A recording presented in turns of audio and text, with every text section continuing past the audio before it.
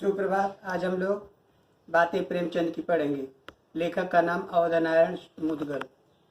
इनका परिचय, गद्य संबंधी बातें और मौलिक सृजन में यदि मैं लेखक कवि होता तो अपने इस विषय पर अपना विचार व्यक्त कीजिए।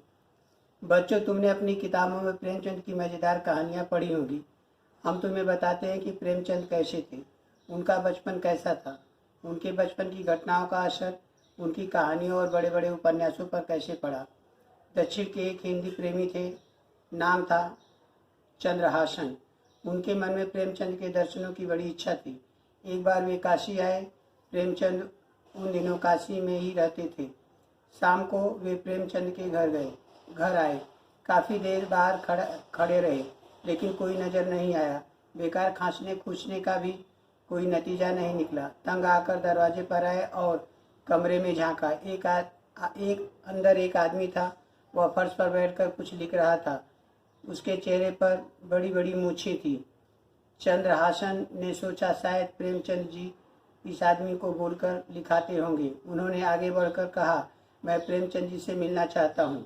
फर्श पर बैठे आदमी ने नजरें उठाकर ताज्जुब से आगंतुक को देखा, कलम रख दी और ठहाका लगाते हुए कहा, खड़े खड़े मुलाकात करोगे क्या? बैठिए और मुलाकात कीजिए, मैं ही। प्रेमचंद जी से ऐसी ही मुलाकात बस्ती निवासी ताराशंकर नाशाद ने की थी। उन दिनों प्रेमचंद लखनऊ के अमीनुद्दौला पार्क के सामने रहते थे। नाशाद साहब उनसे मिलने लखनऊ आए। अमीनुद्दौला पार्क के पास ही उन्हें एक आदमी मिला। उस आदमी ने कहा, चलिए मैं आपको उनसे मिलवा दूं। वह आदमी आगे आगे चला और नाशाद पीछे पीछे। मकान में पहुंचकर उस आदमी ने नाशाद को बैठने के लिए कहा और अंदर चला गया। जरा देर बाद वह कुर्ता पहनकर निकला और बोला, अब आप प्रेमचंद से बात कर रहे हैं।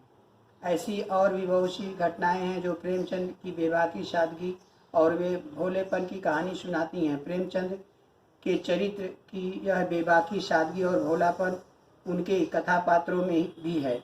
उनके साहित्य पर सबसे ज़्यादा असर उनके बचपन की घटनाओं का पड़ा।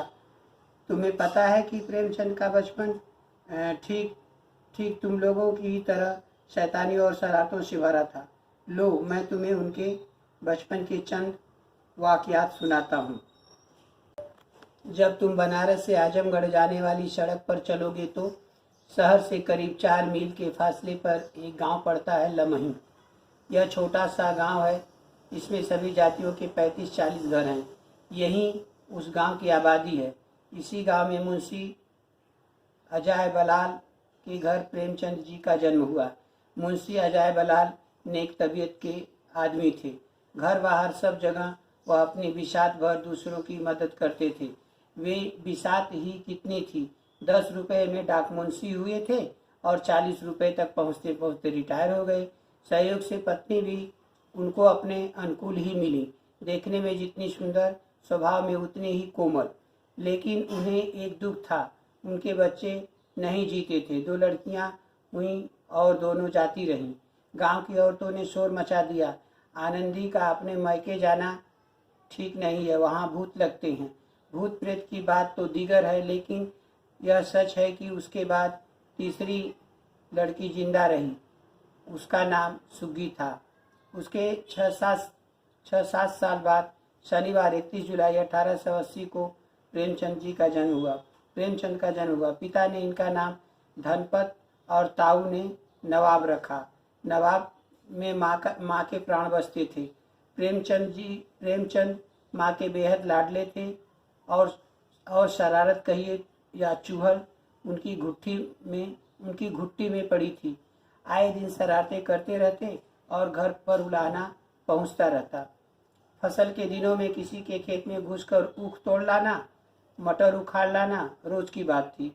इसके लिए खेत वालों की गालियां भी खानी पड़ती थी, लेकिन लगता था कि उन गालियों से ऊख और मीठी, मटर और मुलायम हो जाती थी। उलाहने होते, घर पे डांट फटकार भी पड़ती, लेकिन 1-2 रोज में वे फिर वही रंग ढंग। ठेला चलाने में भी नवाब बड़े तेज और उस्ताद लड़के थे। टिकोरे पेड़ पर आते ही उनकी चांदमारी शुरू हो जाती। ऐसा ताक कर निशाना मारते कि 2-3 ढेलों में ही आम जमीन पर पेड़ का रखवाला चिल्लाता रह जाता और नवाब की मंडली आम बीन बटोर कर 9-2-11 हो जाती। वह लड़कों के सरताज थे। आज भी लोग बखान करते हैं, गुल्ली डंडे में भी माहिर। एक टोल लगा और गुल्ली वह गई करीब 150 गज दूर। बचपन में मिले कजाकी की याद उन्हें कभी नहीं भूली। उन दिनों उनके पिता आजमगढ़ की एक तहसील में थे। नवाब के पिता के पास थे। टाकिया कजाकी बड़ा ही हंसमुख और जिंदा दिल था। वह रोज शाम को डाक का थैला लेकर आता, रात भर रहता और सवेरे डाक लेकर चला जाता। ज्यों ही शाम को 4 बजते नवाब सड़क पर खड़े होकर कजाकी का इंतजार करने लगते। थोड़ी ही देर बाद में कजाकी कंधे पर बल्लम रखे उसकी झुनझुनी बजाता दिखाई देता। जैसे ही वह उन्हें देखता दौड़ने लगता। वह भी उसकी ओर दौड़ लगा देते और अगले पल कजाकी का कंधा नवाब का सिंहासन बन जाता। वे अपने आप को हवा के घोड़े पर महसूस करते। डाक का थैला रखकर वह बच्चों के साथ किसी मैदान में निकल जाता। उनके साथ खेलता, बिरहे सुनाता और कहानियां सुनाता। उसे चोरी, डाके, मारपीट और भूत प्रेतों की सैकड़ों कहानियां याद थीं। उसकी कहानी में चोर और डाकू सच्चे योद्धा थे जो लूटकर दिन दुखी प्राणियों का पालन करते थे। नवाब को उसकी कहानियों में से ही सबसे ज़्यादा मज़ा आता था। वे किस्से उनके अंदर भविष्य के कहानीकार का बीज रोप रहे थे। अब कुछ बचपनी शौक देख लिया जाए। नवाब को गुड़ खाने का बेहद शौक था। गुड़ चुरा कर भी खाया करते थे। कहते थे गुड़ मिठाइयों का बादशाह है। गुड़ की चोरी का एक वाकया उन्होंने बयान किया है। अम्मा 3 महीने के लिए अपने मैके या मेरे ननिहाल गई थी और मैंने अकेले ही 3 महीने में 1 मन गुड़ का सफाया कर दिया था। जाते वक्त अम्मा ने 1 मन गुड़ को मटके में रखा और उसके मुंह पर एक सकोरा रखकर मिट्टी से बंद कर दिया। मुझे ताकीद कर दी कि मटका न खोलना। मेरे लिए थोड़ा सा गुड़ एक हांडी में रख दिया था। वह हांडी मैंने 1 हफ्ते में सफा चट कर दी। मुझे गुड़ का कुछ ऐसा चस्का पड़ गया कि हर वक्त वही नशा सवार रहता। मेरा घर में आना, गुड़ के सामत आना था। 1 हफ्ते में हांडी ने जवाब दे दिया। मटका खोलने का वक्त सख्त मनाही थी और अम्मा के घर आने में अभी 2.25 महीने बाकी थे। एक दिन तो मैंने बड़ी मुश्किल से जैसे तैसे सब्र किया, लेकिन दूसरे दिन एक आह के साथ सब्र जाता रहा और मटके की एक मीठी चितवन के साथ होश रुखसत हो गया। अपने को कोसता धिक्कारता, गुड़ तो खा रहे हो मगर बरसात में सारा शरीर सड़ जाएगा। गंधक का मलहम लगाए घूमोगे, कोई तुम्हारे पास बैठना भी पसंद करेगा। कसमें खाता, विद्या की, माँ की, भाई की, ईश्वर की, मगर सब बेसुध और वह मन भर का मटका पेट में समा गया। बालक प्रेमचंद को दूसरा शौक रामलीला देखने का था। इस शौक के बारे में भी उन्होंने खुद ही लिखा है। एक जमाना वह था जब मुझे भी रामलीला में आनंद आता था। आनंद तो बहुत हल्का शब्द है, उसे उन्माद कहना चाहिए। संयोगवश उन दिनों मेरे घर से बहुत थोड़ी दूरी पर रामलीला का मैदान था और जिस घर में रामलीला पात्रों का रूप रंग भरा जाता था वह तो मेरे घर से बिल्कुल मिला हुआ था। 2 बजे दिन से पात्रों की सजावट होने लगती थी। उनकी देह में रामरज पीस कर पोती जाती, मुंह में पाउडर लगाया जाता और पाउडर के ऊपर लाल हरे नीले रंग की बूंदिकियां लगाई जाती थीं। एक ही आदमी इस काम में कुशल था। वही बारी बारी से तीनों पात्रों राम, लक्ष्मण, सीता का श्रृंगार करता था। रंग की प्यालियों में पानी लाना, रामरज पीसना, पंखा झलना मेरा काम था। रामचंद्र पर ऐसी कितनी श्रद्धा थी। अपने पाठ की चिंता न कर उन्हें पढ़ा दिया करता था जिससे वह फेल न हो जाएं। मुझसे उम्र में ज़्यादा होने पर भी वह नीची कक्षा में पढ़ते थे, लेकिन वहीं रामचंद्र निषाद लीला में नौका पर बैठे ऐसे मुंह फेर चले जाते थे मानो मुझसे जान पहचान ही नहीं।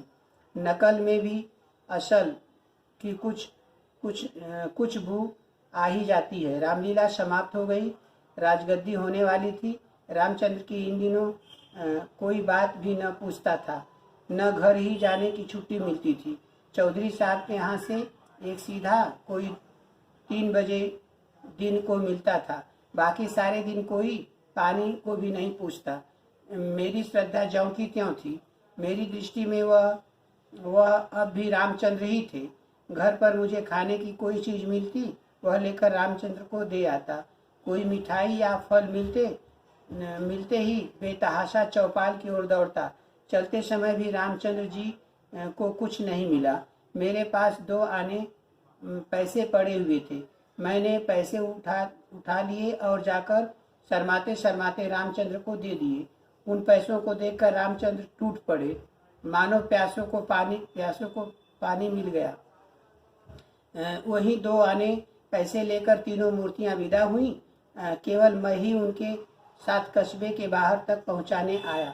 इस तरह माँ और दादी के प्यार में लिपटे हुए प्रेमचंद बचपन के दिन बड़ी मस्ती से बीत रहे थे। आसमान से इस बच्चे का सुख न देखा गया और उसी साल माँ बिस्तर पकड़ लिया। नवाब अभी पूरे 8 साल के ही नहीं हुए थे कि माँ चल बसी, और उसी दिन वह नवाब जिसे माँ पान के पत्ते की तरह फेरती थी, कभी सर्दी से कभी गर्मी से और कभी सिहाने वालों की डांट से, देखते देखते सयाना हो गया। अब उसके सिर पर तपता हुआ नीला आसमान था, नीचे जलती हुई भूरी धरती थी, पैरों में जूते न थे, बदन पर साबुत कपड़े न थे। इसलिए नहीं कि यक पैसे का टोटा पड़ गया था, बल्कि इसलिए कि इन सब बातों की फिक्र रखने वाली माँ की आंखें मूंद गई थीं। बाप यह भी कब माँ की जगह ले पाता है। उस पर काम के बोझ से दबे रहते। 12-13 वर्ष की उम्र पहुँचते पहुँचते उनमें वे बुराइयाँ आ गईं जो बिना माँ के बच्चों के अंदर आती हैं। पता नहीं माँ का प्यार किसी अनजाने ढंग से बच्चे को संवारता रहता है। दोनों में से किसी को पता नहीं चलता। वह छाया अपना काम करती रहती है। वह प्यार छिन जाए, सिर पर से वह हाथ हट जाए तो एक ऐसी कमी महसूस होती है जो बच्चों के अंदर से तोड़ देती है, और नवाब भी अंदर से टूट गए। यह कमी इतनी गहरी, इतनी तड़पाने वाली थी कि बार बार उन्होंने अपनी कहानियों और उपन्यासों में ऐसे पात्रों को रचा जिसकी माँ 7-8 साल की उम्र में जाती रहीं और फिर उनकी दुनिया सूनी हो गई। कर्मभूमि का अमरकांत ऐसा ही पात्र है। ईदगाह, बड़े भाई साहब, कर्मभूमि, गबन और गोदान ऐसी रचनाएं हैं जिसमें नवाब मतलब प्रेमचंद के बचपन की शरारतें, भोलापन, शौक और माँ की कमी समाई हुई है। और भी बहुत सी कहानियाँ हैं जिनमें उनका बचपन खेलता हुआ नजर आता है। धन्यवाद।